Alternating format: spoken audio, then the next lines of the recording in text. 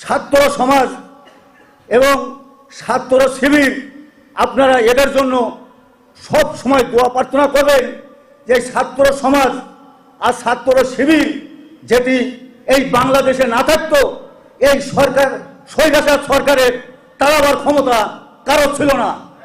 কারণ বাংলাদেশে ফখরুল ইসলাম আলমগীর এই ঢাকা শহরে লক্ষ লক্ষ মানুষ, লক্ষ লক্ষ জনতা এই বাংলাদেশে ঢাকায় এই ফখরুল ইসলাম আলমগীর এক জায়গায় করেছে, কিন্তু এই এই স্বৈরাচার সরকারের তাড়াতে পারেনি।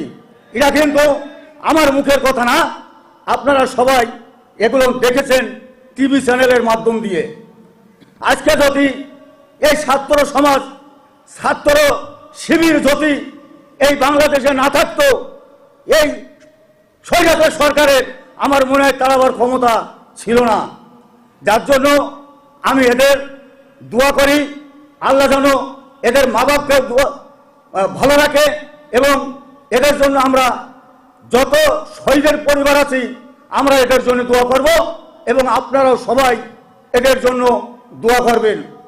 আর এই বাংলাদেশে এই সরকারকে কখনো সময় যেন এই স্বৈরাচার সরকার এই বাংলার মাটিতে এর যেন না আসতে পারে, এ যেন এই স্বৈরাচার সরকার এই বাংলার মাটিতে এর যেন না আসতে পারে, এ আসার জন্য আবার কিন্তু ষড়যন্ত্র চালাচ্ছে।